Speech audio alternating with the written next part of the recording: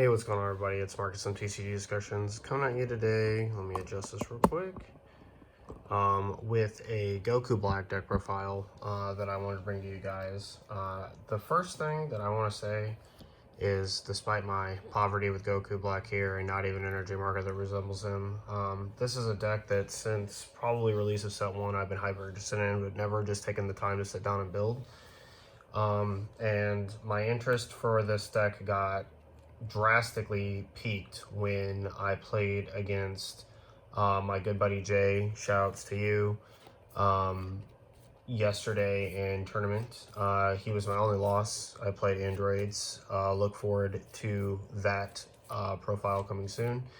By that I mean I'm going to probably make it right after this one and today. And he defeated me with what I would say is a pretty unique build of Goku Black. It's a really interesting take on the deck, and one philosophically that I pretty much definitely agree with.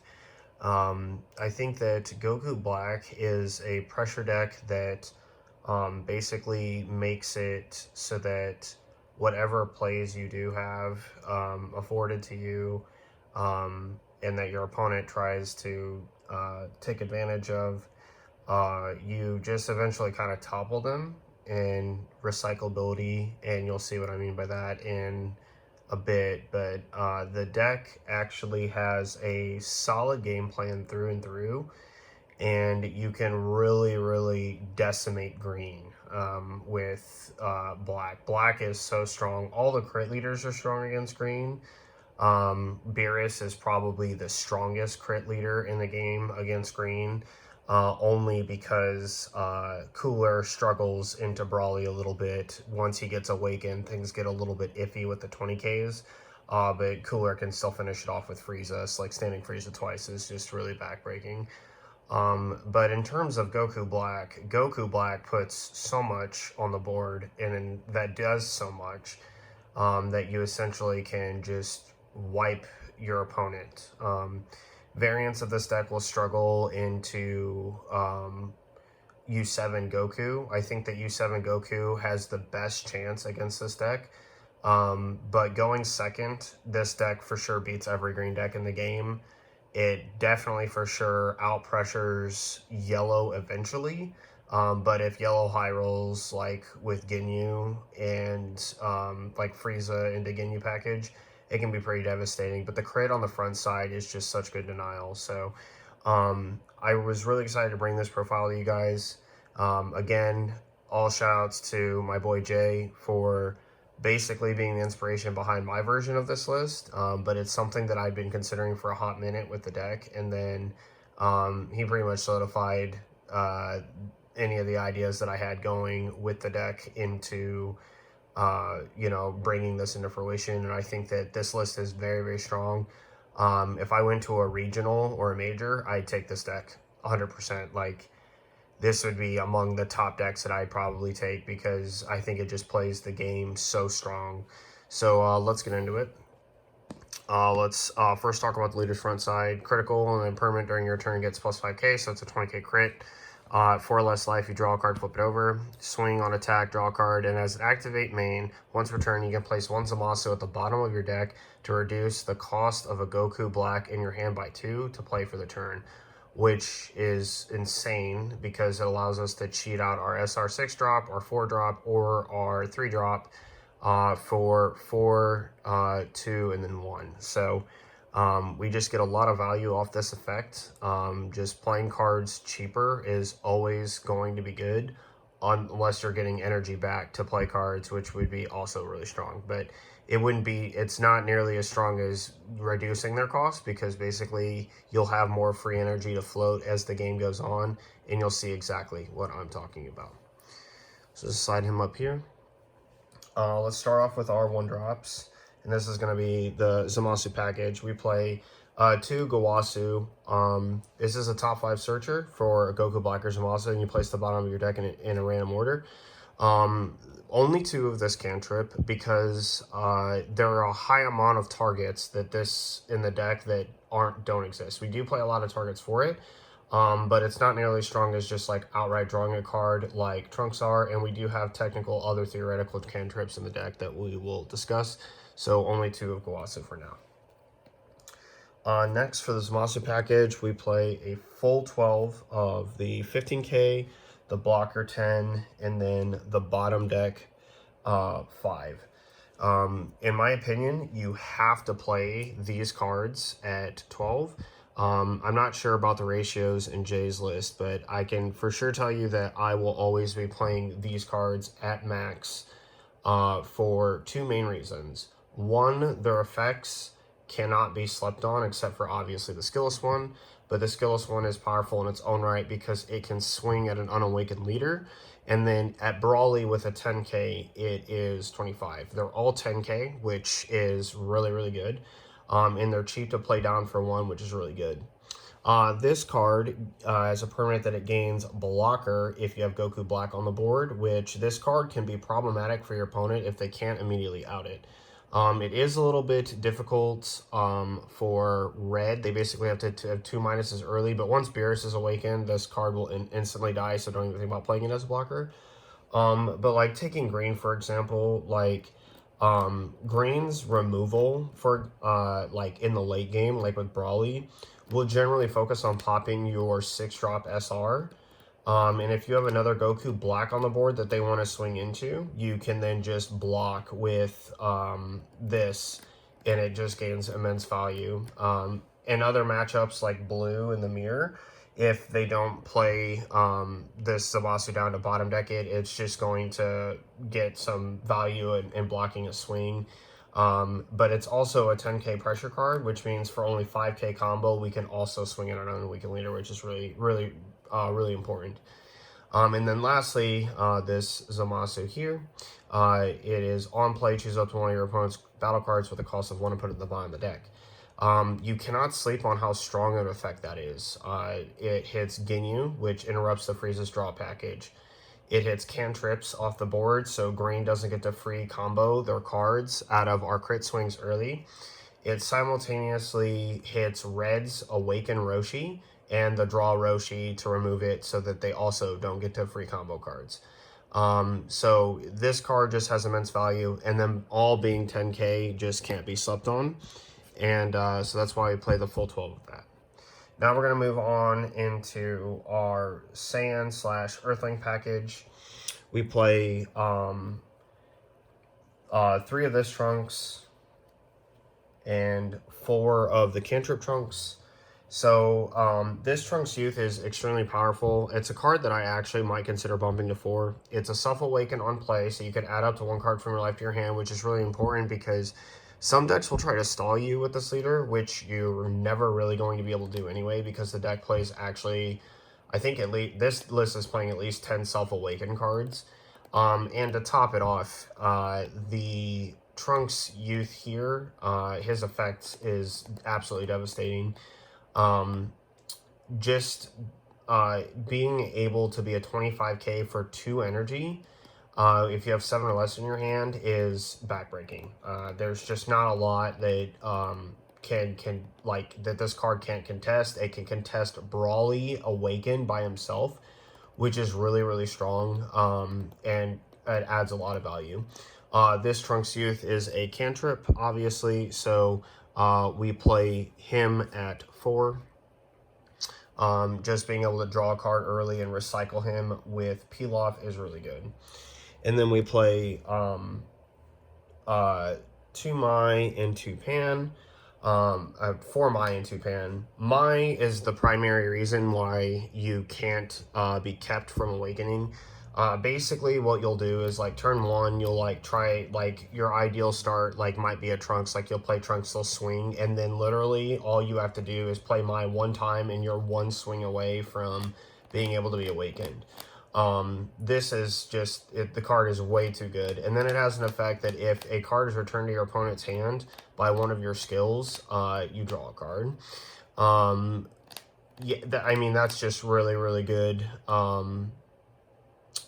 And we do have an effect that does bounce them, and that would be this Sun Goten. The Goten and the Trunks have a lot of value in that they're 10Ks, and then when we play Go Tanks out with the Goku Black SR effect, we're then able to bring both of the 10K combo cards back. So it's a super combo's worth of combo right back to us, which is really good.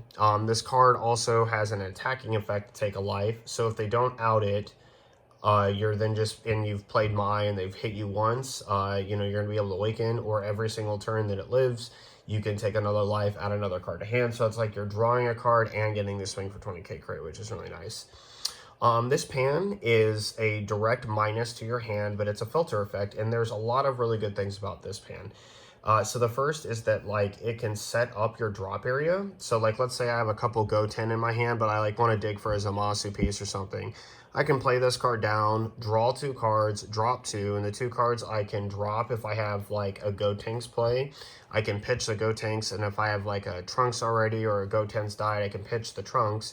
And then I can simultaneously play Go Tanks off of the Goku Black SR, add back both my 10K combo or my Trunks cantrip, either get another card or do what have you. And then her being a 1 for 10 is also super good as well. Absolutely love the little pan here. It does do a lot of work when it comes up, and this is what we play instead of the 4th Gawasu, because good old Gawasu is still only 5K combo, so we have a little bit more searchability of our pieces with Gawasu, but we have more combo with pan. So just a lot there, and don't swing on these 5Ks because at an unawakened leader, 10 combo in this deck is absolutely nothing. And probably the most bannable aspect in the game as terms of value is this Pilaf. This is the final piece to our package that really makes the deck go round. I kind of stole this package idea from Vegeta deck profiles, but it basically supplements the same idea with adding the 1-drop Earthlings back to your hand. So we got these Mais, we've got this pan, and we've got our cantrip 1-drop Trunks. And then the most broken aspect is that Pilaf can also pick up himself. He is also simultaneously a target. So when you're going for game, I'm gonna slide these up here just so that you can kind of see it all. When you're going for game, Pilaf, grabbing Pilaf is just technically a recycle of 10K combo every turn. And depending on how much energy you have in the late game, you can start getting massive numbers with even a simple 5K card. So if Pilaf grabs Pilaf, you play another Pilaf, grab another Pilaf, play Pilaf, grab another Pilaf, and then play Pilaf, grab a Pan or a Mai or a Trunks. And then you swing with a 5K, that's 40K at your opponent with a bunch of 1-drops that are nonsense. And that's actually how I lost my game yesterday playing androids. We were down to our last cards. It was time to push, and lo and behold, he hit Mai, and then he got Pilaf, and then he got Pilaf grabbed Pilaf, and Pilaf grabbed something else, and I had just 1 life, and I had 3 cards in hand, and 2 of them were dead, and there was no surviving the onslaught that was coming. So this engine is extremely powerful. If you want to bump the consistency of targets to grab off Pilaf, you could boost Pan to 4, and then you could cut Gawasu from the deck. But I also don't recommend doing that because it basically leaves you to hard filter your deck for the Zamasus, and this card is a plus. It's not a minus, whereas she is just you play it from hand, draw 2, filter 2. And depending on where you are at in your hand advantage, that can be a little bit wonky. But she does, excuse me, get a little bit of value in playing a card that will also not add to your hand size. So this leader effect works only when you have, I'm sorry, not this leader effect, but the Goku Black SR works if you have 7 or less cards in hand. The Go Tanks works if you have 7 or less. The My Balance effect works if you have 7 or less. Your Go 10 balance effect has, excuse me, also works if you have 7 or less, and Trunks also works at 7 or less. So her being a legitimate like play that doesn't net you something can be very positive and impactful, can help you filter, set up your plays. So if you have cards you want in the drop, she can be helpful in that regard. So that wraps it up for our Saiyan Earthling low package. Now moving on to what I would say is our Goku Black engine. We, of course, play all of the Max Goku Blacks. These cards are definitely subject to change when Set 2 comes out. We get the new Goku Black. I think there's like a new one coming out. But all these cards are incredible.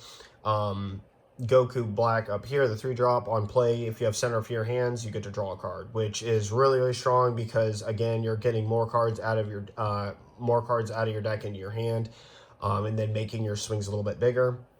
Him being a 20k is nothing to sniff at because he just outright challenges all Awakened leaders other than Brawly.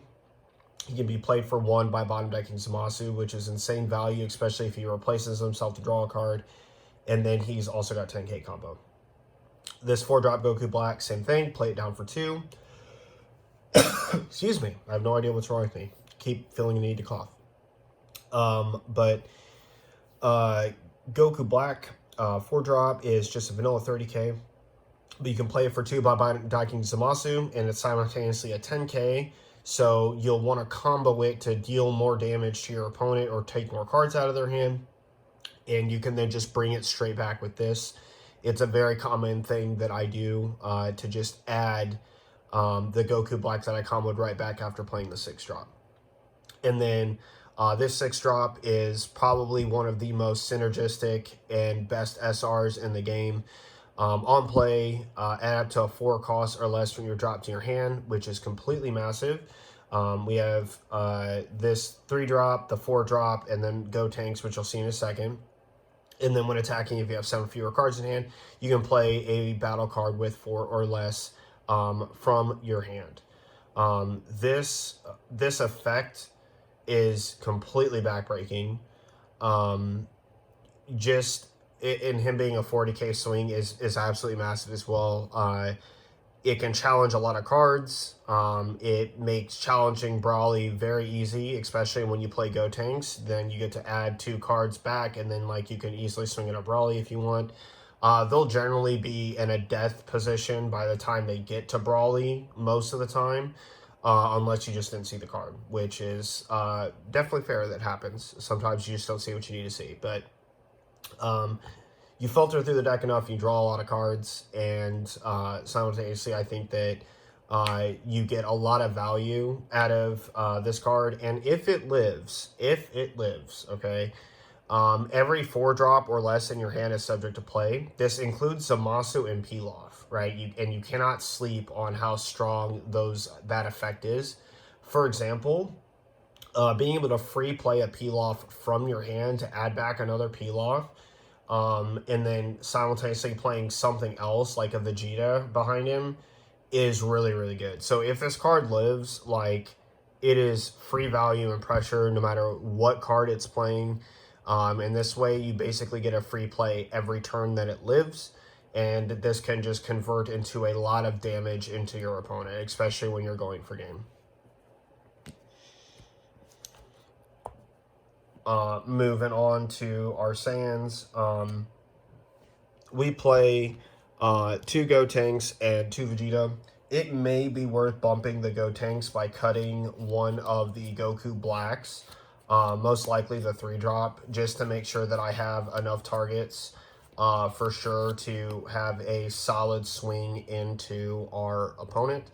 As well as getting value back. But on play, if you have 7 or fewer cards in your hand, you add up to 1 Trunks Youth and 1 Goten, Sun Goten, with 2 or less from your drop to your hand. And that is our Goten that is our Awakened piece, generally, and then maybe the Trunks cantrip or something else. It does stink that we don't play more Gotens, like the 1 for 10, to be able to get like another piece back and just have more consistency with that. but simultaneously, this card getting back even 110k is a lot of value. So it's definitely worth playing. And then to top it off, that it's not like there aren't other targets, right? It's not like that. It's not like we can't play down our